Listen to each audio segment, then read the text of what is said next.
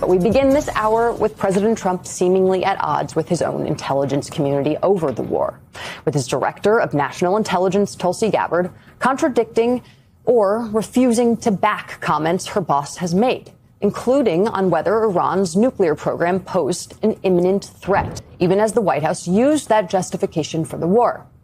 Under questioning by two separate congressional committees, Gabbard instead claimed it's not her job to assess those threats. Was it the assessment of the intelligence community that there was a, quote, imminent nuclear threat posed by the Iranian regime, yes or no? Senator, the only person who can determine what is and is not an imminent threat is the president. False. This is the worldwide threats hearing where you present to Congress national intelligence, timely, objective, and independent of political considerations. Did those assessments show timelines for the threats that Iran... Hey everyone, Dr. John here. A leaked 17-page draft executive order, confirmed by PBS and The Washington Post, reveals a Trump administration plan to seize federal control over the 2026 elections by declaring a national emergency over foreign meddling. It would mandate hand-counted ballots, federal voter ID, and federal control of voting machines. Your reaction to both of those and why the dropping of sanctions on Iranian oil is a significant development? Well, it should be unsurprising to everyone that Russia would be helping Iran, since Iran has been helping Russia for quite a while in Ukraine, and the United States has been supporting Ukraine. So from Putin's view, well, you do it, for my adversaries, I'm going to do it for your adversaries. And it is important because the Russians providing the Iranians with targeting information is going to lead to the deaths of U.S. soldiers eventually.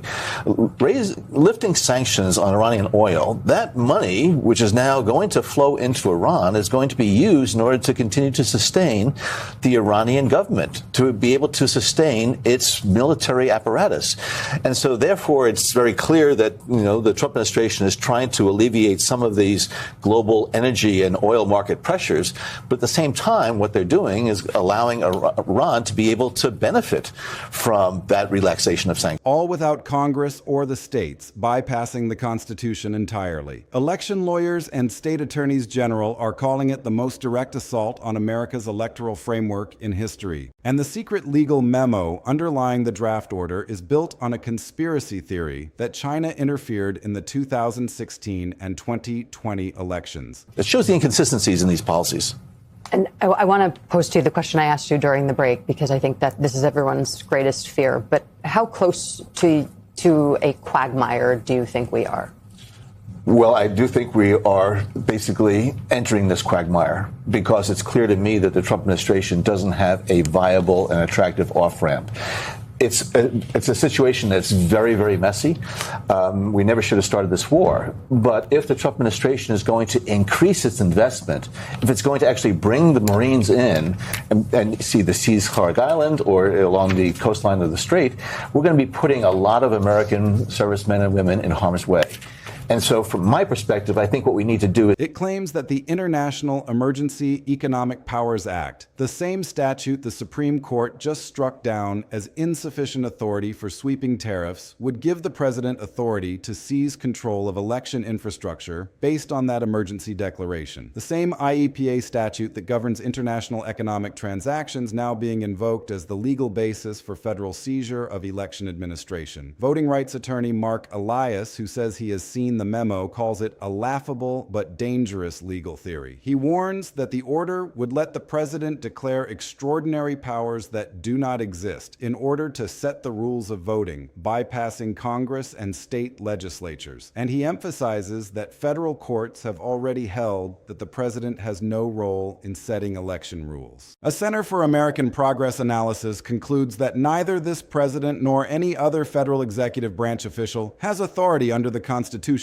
to invoke national security to take over how states run federal elections. And when PBS asked the president directly about the draft order, his response was, "Who informed you about that?" Not a denial that the order exists, not a statement that the administration is not pursuing such a plan, a demand to know who leaked it. That response, "Who informed you?" rather than "This is not real," is the specific tell that the document is exactly what PBS and the Post reported it to be. This is a plan to seize control control of the 2026 elections. And we are going to walk through every single piece of it today. What the draft order proposes, why the legal theory is unconstitutional, what the constitutional framework for elections actually says, and what the leaked plan reveals about the administration's intentions for 2026. Now, let me give you the full context you need to understand why the specific constitutional provisions being targeted by this draft order are so fundamentally important, and why election lawyers are calling this a laughable but dangerous legal theory rather than a serious but wrong legal argument. The Constitution assigns responsibility for federal elections to two specific institutional actors, states and Congress. Article 1 gives states the authority to prescribe the times, places, and manner of holding elections for senators and representatives, subject to Congress's authority to make or alter those regulations. The 17th Amendment extends similar state authority to direct Senate elections. And the Elections Clause, the specific provision that gives Congress its authority over federal election rules, vests that authority in Congress, not in the executive branch. The President has no role in the Elections Clause. The President has no constitutional authority to set rules for how federal elections are conducted. Federal courts have explicitly held that presidential authority over election administration does not exist as a constitutional matter. When Elias warns that courts have already held the President has no role in setting election rules, he is not making a legal argument about how courts should rule. He is describing how courts have already ruled on the specific constitutional question.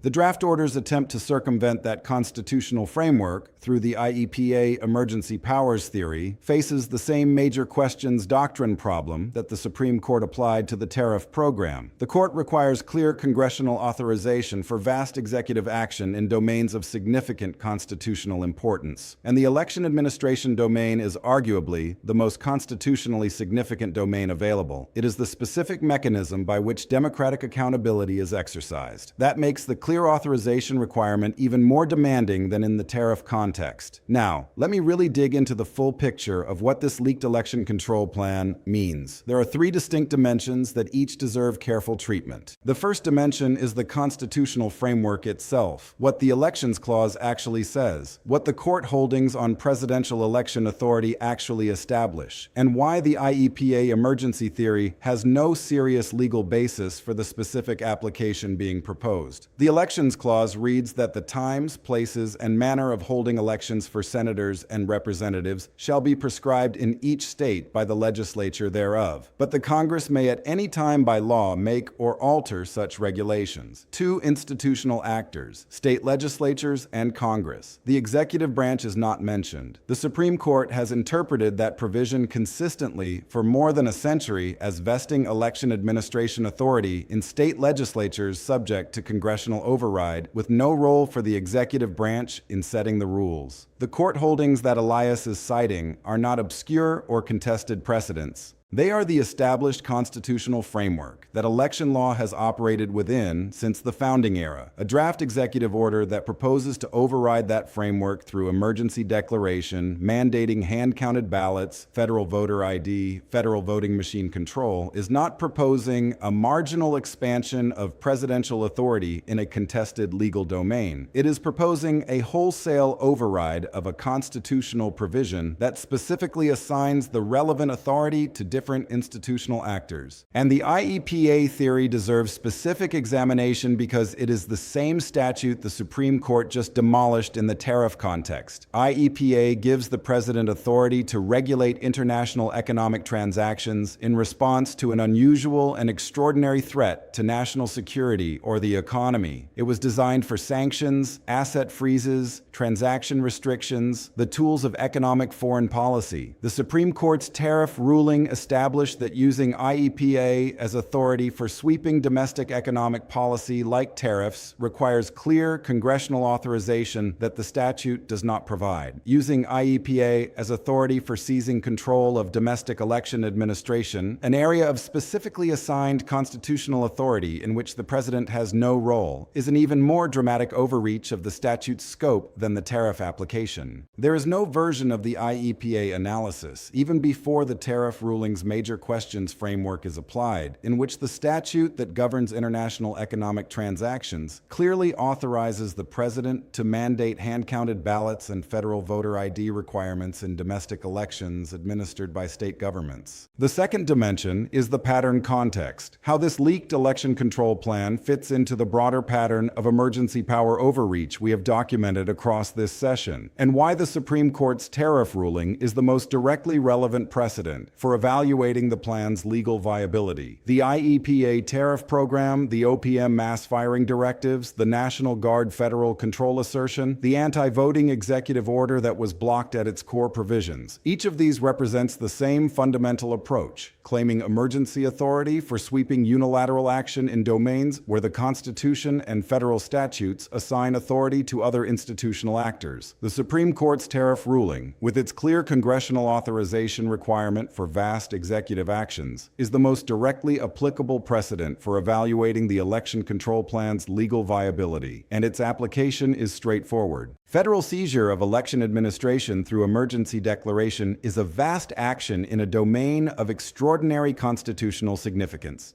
the process by which democratic accountability is exercised. That makes the clear authorization requirement more demanding than in virtually any other policy domain. There is no clear congressional authorization for presidential emergency seizure of election administration. There is not even a plausible argument that such authorization exists. The plan is not a close case under the major questions doctrine. It is the most extreme available application of the emergency power overreach pattern, applied to the most constitutionally sensitive domain available. And the "who informed you" response, rather than "this is not real," is the specific tell that connects the leaked plan to the broader pattern in the most revealing way. Every previous emergency power overreach we have documented was officially defended as a legitimate exercise of existing authority, not denied as non-existent. When the president's response to the PBS question about the draft election order was "who informed you," rather than "this document does not represent our plans," he was not denying the plan's existence. He was demanding accountability for the leak. That is the specific response of someone who acknowledges that the leaked document accurately describes something that was happening inside the administration. The third dimension is the democratic stakes, what federal seizure of election administration would actually mean in practice for the 2026 elections. Mandatory hand counting of ballots imposed federally would slow vote counting to a pace that historically produces days or weeks of delays, creating extended periods of uncertainty about election outcomes and providing opportunities for the specific kinds of post-election narrative manipulation that the 2020 period demonstrated are politically consequential. Federal voter ID mandates imposed through executive order rather than through the state legislative processes that the Elections Clause requires would change voting eligibility standards in ways that disproportionately affect specific demographic groups, creating the specific kind of voting access restrictions that federal courts have repeatedly found unconstitutional when implemented through mechanisms that bypass the proper constitutional channels. And federal control of voting machines and ballot data, the most sweeping element of the proposed plan, would give the executive branch direct access to the specific systems and data that determine election outcomes, creating the specific infrastructure for the kind of election manipulation that the plan's conspiracy theory foundation falsely attributes to foreign actors. The irony is specific and alarming. A plan built on conspiracy theories about foreign interference in elections, proposing to give the executive branch the specific administrative control over election infrastructure that would make the interference it claims to prevent both possible and uncheckable. The "who informed you" response is the most important single data point in the entire leaked election control story. It establishes that the draft order accurately describes something happening inside the administration, rather than being a mischaracterization of internal deliberations. And it establishes that the administration administration's primary response to exposure was demanding accountability for the leak rather than denying the plan. Presidential administrations confronted with leaked documents that mischaracterize their internal deliberations typically respond by specifically disavowing the document, explaining what their actual plans are, and characterizing the leak as a misrepresentation. The "who informed you" response does none of those things, and the White House's failure to disavow the document, noted specifically in the PBS reporting, is the institutional equivalent of that response. An administration that does not disavow a leaked draft executive order describing federal seizure of election administration is an administration that is not willing to say the plan does not exist. That is the most direct available signal that the plan does exist. The IEPA application to election administration faces the same constitutional obstacle that destroyed the tariff program in a domain of even greater constitutional sensitivity. The tariff program's constitutional problem was that it claimed executive authority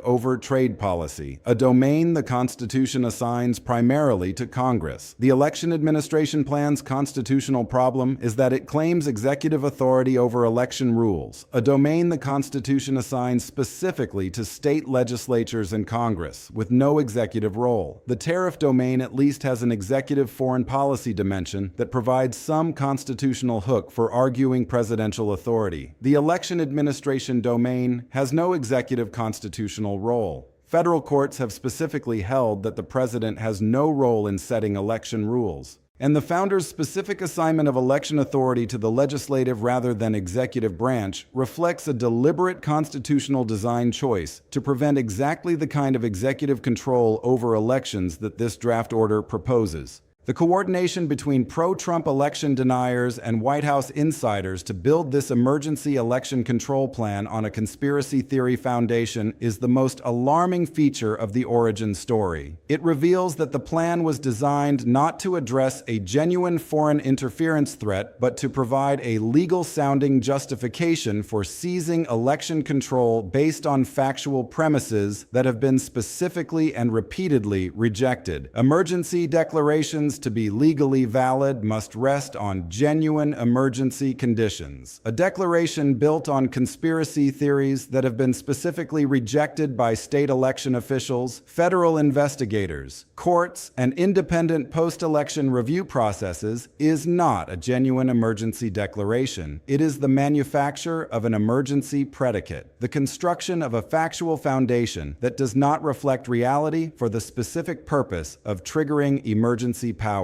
Here is what we need to watch as this story continues to develop. The administration's response to the congressional and legal pressure that the leak has generated, and specifically whether it formally disavows the draft order or continues to avoid disavowal while the plan develops internally, will determine whether this represents an abandoned trial balloon or an active working draft moving toward formal implementation. Any formal issuance of an executive order based on this IEPA election emergency theory would immediately trigger constitutional litigation that would produce the most significant election law ruling in modern American history. Federal courts would apply the major questions doctrine to an executive order claiming authority to seize control of election administration in a domain where the president has no constitutional role. The Democratic state attorneys general, who are already warning about constitutional crisis, would file the most urgently prosecuted election law challenges in American history within hours of any formal action. Here is the bottom line. The thing I want you to carry away from everything we covered today. A 17-page draft executive order circulating inside the Trump administration proposes to declare a national emergency over foreign election interference and use that declaration to mandate hand-counted ballots, federal voter ID, and federal control of voting machines and ballot data across the country. The plan was developed in coordination between pro-Trump election deniers and White House insiders, built on a conspiracy theory about Chinese interference in past elections, using the IEPA emergency theory that the Supreme Court just demolished in the tariff context. When asked directly about the draft order, the president's response was not a denial. It was a demand to know who leaked it. The White House has not disavowed the document. Voting rights attorneys call it laughable but dangerous, warning the president has no constitutional role in setting election rules. And Democratic state attorneys general describe it as the most direct assault on constitutional election safeguards of the entire second term. This is not a formal suspension of the Constitution. It is a secret blueprint, now leaked, to override the constitutional framework for elections using manufactured emergency powers in a domain where the president has no constitutional role, based on conspiracy theories that have been specifically rejected by every institutional actor responsible for administering the elections being targeted.